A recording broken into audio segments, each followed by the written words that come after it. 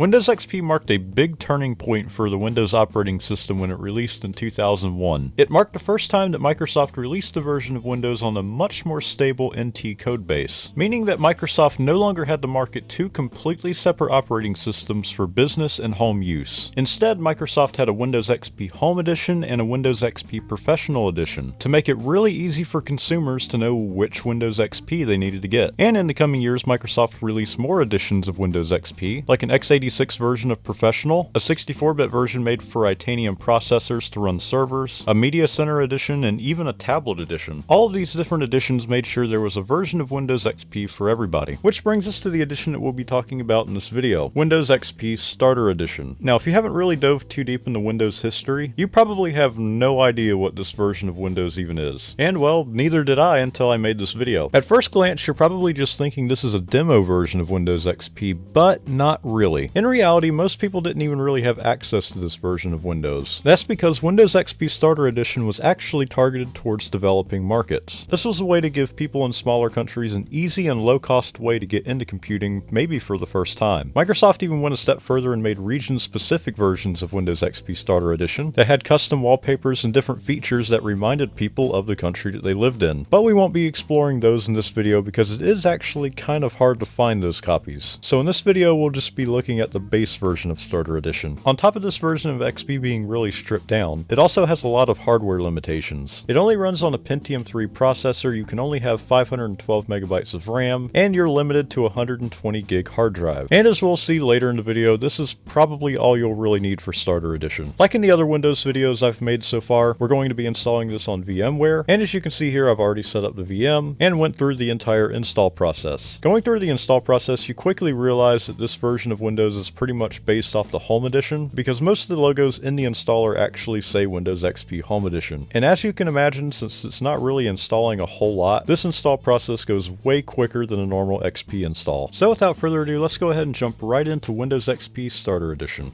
Alright, so here we are with Windows XP Starter Edition. As you can see, there is no Luna theme, there's no Bliss background. We have this generic Windows XP Starter Edition background here, and we're stuck in the classic theme. Now, I'm not sure if you can download any other themes for this, or if there's any options for doing that or not, but I mean, I guess it does serve the purpose, because we can go to properties here. You can't, like, apparently there's no other backgrounds you can choose from. I'm not really sure if you can add one or not, but we do have a couple options for screensaver, like WinSilk.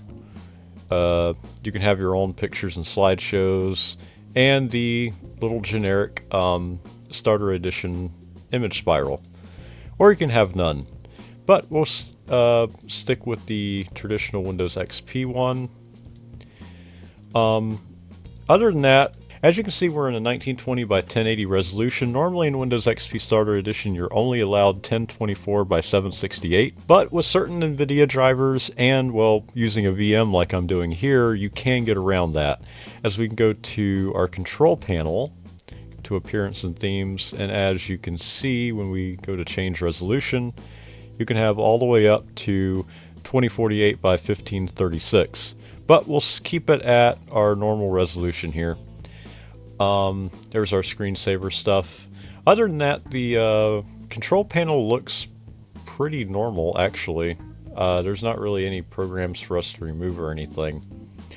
But other than that, it's still pretty much the same. It's just a really stripped down version of Windows XP. But this is the Service Pack 3 version of Starter Edition. I'm not sure if there was any others or not. Believe it or not, there are actually some games in here. I'm surprised that they added them in here. You have Free Cell, Hearts, Minesweeper, Pinball, Solitaire, Spider Solitaire. You also have your typical accessories like WordPad, Windows Explorer. Tour of Windows XP is still here. Remote desktop connections on here too. You have the synchronize. I'm not really sure what that's for. I keep getting out of it. We have Paint. Paint is a main staple. I don't think they would have ever removed this from even the base version of Windows XP. But yeah, that's all still there. You have your command prompt, Notepad, calculator. So you can go here, about Notepad. There we go. That's what I was looking for. Yeah, it's version 5.1 or NT version 5.1, Service Pack 3, copyright 2007. So this is actually a pretty later version. But yeah, we also have choose language here. Oh, we would need a CD-ROM for that. Okay. Not that we were even going to change our language, but that is one thing on here. There's also a couple other options on here too, like getting started. I haven't looked at any of this stuff. Okay, so getting started with Windows XP Starter Edition, Part 1, Windows Basic Tasks and Concepts, learn about desktop, learn about the mouse. It just pretty much teaches you the basics on how to use your computer. This PDF actually came with the install that I got, so you were able to look at this on the CD as well, which is pretty cool. I thought this was going to be a video or something, but I guess not. We also have my support, just like a normal help page, and play getting started. Interesting. Okay. Let's see what this is. This demo contains audio. The hardware is the physical part What? of the computer that you can see and touch. Your computer What is may be this? different from this desktop PC. As you can see, it went back to the resolution it's supposed to be. Your computer monitor displays information and data on your computer screen. Like Okay. a television, it shows you what's Interesting. happening on your computer. Okay, so I guess we'll leave that. Maybe I'll make a no commentary video of all of these things in here one day. Oh yeah, and as you can clearly see, there is a watermark down here.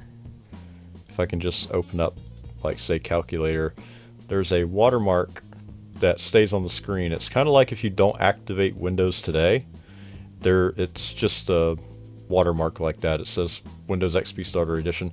Believe it or not, it's not really that bad of a logo. It looks a lot better than the watermarks they put on today. This recycle bin can go up there. It's just in the way. But I did also want to demonstrate something else. We'll open up Solitaire here. Oh wow, this is... Okay, I'm not used to it being in full screen like that. Okay, so I wanted to demonstrate something here. As I said, this is the classic theme. This is essentially base Windows NT UI. You would be familiar with it from Windows 2000. But something else I wanted to demonstrate here is that you can only have 3 windows open at a time. So we're going to open up WordPad here. And I know we don't have to do all these different programs. I mean, we could just like do all of them at the same time, but we have 3 programs open here, and let's try. Okay, so with Windows XP Starter Edition, you can run 3 programs at a time to open up another program, save your work, and then close one of your open programs to try again. So yeah, it's pretty much, like I said, it's a really stripped down version of Windows XP. It's essentially the demo for Windows XP. So yeah, now that we've explored a little bit of Windows XP Starter Edition, let's go ahead and open up Internet Explorer real quick. I did kind of want to see if this worked. Let's see if we can get to Google. Okay, we can actually. Interesting. So, I mean, it still works. What version of this... A version of Windows. Okay, it's IE6. Okay, so they did put a relatively updated version of this on here. I wonder how far you can go up actually. I'm not really sure. We'll explore that later, but alright, so I'm going to go ahead and mount an ISO of a lot of different programs I wanted to run on here. And maybe I'll try to find an updated version of IE or find a different browser to use. Oh yeah, before we do that actually, I almost forgot again, and I know you guys have clowned me before for forgetting this. But let's go ahead and install VMware Tools. I almost forgot again. Okay, so here we go. We're going to start the installation for this. I don't know really how compatible this is going to be with it. It should be fully compatible, but I'm not really sure. I've never really played around with this version of Windows XP before. And you know, if you guys really like this video, I want to check out the Windows XP Media Center Edition. That's always kind of intrigued me. I've never like used it before, but it's always seemed kind of interesting. I do want to check it out. Either way, we're going to go ahead and go through the VMware Tools installation. let it install different drivers that we need, so we don't have to do this later. Alright, so the installer has finished. We're going to go ahead and hit finish and go ahead and do a restart. And while this restarts, I'm going to go ahead and get the ISO or set up one to run some different programs, so I will be right back. Alright, so we have VMware Tools installed now. We're back from the restart. I also have the ISO set up with a couple of different programs I wanted to try out. The first one, though, is Supremium or Supermium. It's a open source version of the Chromium browser. It's similar to what Edge and Google Chrome is. It's based off the same thing, but this is actually an open source project made for older versions of Windows like XP, Vista, and 7. And they also want to put it on Windows 2000 eventually, so that'll be really cool. Keeping some of these older versions of Windows still usable. But I've never actually tried to use this before, so I am completely new to the setup, so I'm just going to hit OK with this. Oh yeah, we do need to create a shortcut though. Yeah, we'll just keep it like that. We'll let it install. I'm hoping this works on Starter Edition. We're going to go ahead and open it up. And hey, yeah, it works. Okay, that's cool. So no, I don't want any of that. We're not going to sign in. Wow, it actually works. It's just a basic Chromium browser. Let's type in YouTube. All right, so here is YouTube. And yeah, it works. Well, on a VM it's extremely slow, but yeah, it actually works, so that's pretty cool. I'm not going to try to play a video because every time I've tried that on the VM, it completely craps itself. So we know that this works. What I want to do, though, I know I said I was going to do it and this would be completely pointless, but I do want to find a different version of Internet Explorer just to update it. Alright, so I went on the Wayback Machine and I'm installing a version of Internet Explorer 8 for Windows XP x86 or 32-bit version. So we're going to go ahead and let that install. I know this is pretty much pointless for me to do, but I'm going to do it anyway. Just because, I mean, back in the day, I guess you would still want an updated version of Internet Explorer. So, Explorer, I don't think I'm going to be helping Microsoft anymore. So we're going to accept that, install updates, cool, and we're going to go ahead and let it install Internet Explorer 8. Oh, wait a second. Okay, so we cannot update Internet Explorer, okay. Interesting. I wonder if this has something to do with this being Starter Edition. I wonder if you can't update Internet Explorer on this. Oh, it's because, I see. Wait a second. I think I know what's going on now.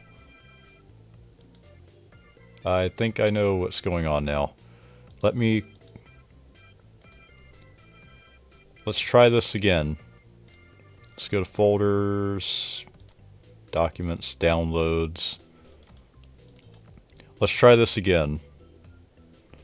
Maybe it'll work this time. It couldn't open up a third window, so that's probably it. Yep, that was definitely it. Okay, so now it's going to try to install it. Alright, so Internet Explorer 8 did actually install, so that's good. I guess it's just because we had 3 windows open and it couldn't open up a 4th one, so that's why the installation failed. Interesting. But either way, we're going to go ahead and let it restart, and I will be right back. Alright, so we're back here. We don't need this troubleshooting error log anymore. And yeah, it has updated Internet Explorer, so that's cool, I guess. Yeah, this is just pretty much a Windows Vista era Internet Explorer now. So, we have that now, but we can just go ahead and leave this now, and go ahead and install some of the other programs. So let's go back to our download disk. Let's go ahead and install VLC next. Go ahead and select our language. through all that. As of right now, I believe VLC still supports Windows XP, so this should work. But I have heard of some people starting to run into issues with this on Windows XP, so I'm not completely sure, but we're going to try it anyway. Okay, so oh, okay. So I do think I need to go find some redistributables, so let me go do that real quick, and we'll try this again. Alright, so after a couple attempts, I think I finally found a redistributable that'll work for this. We're going to try this. I'm not sure if it's going to work, but I think it's installing now finally. But I've went through like 4 different redistributables, and one of them did install, but it didn't fix the issue, and like the other one said it wasn't like supported. So I think this is the last one to support XP, but I'm not completely sure. But now that that's been installed, I think the best thing we can do is go ahead and do a restart, and I will be right back. Alright, so we're back. We can finally see if this works, and no, it still does not work. Now, I don't get why this is not working. That distributable should have fixed this. I'm not really sure how to fix this. I guess I have to find that specific DLL file myself and maybe manually put it in. So that's probably what I'm going to have to end up doing here. Alright, so I looked up this error here and I just kept running into dead ends, so I'm not really sure how to fix this, but I'm pretty sure VLC would run on here. Just you would have to figure out how to fix this error here.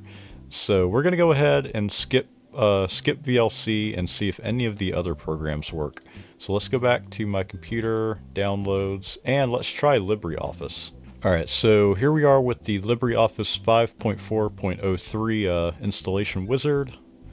We're going to go ahead and go through all that. We're going to go ahead and create a startup link and let this install. Hopefully this will work this time. Hopefully it won't be like VLC. Alright, so the LibreOffice installation is complete.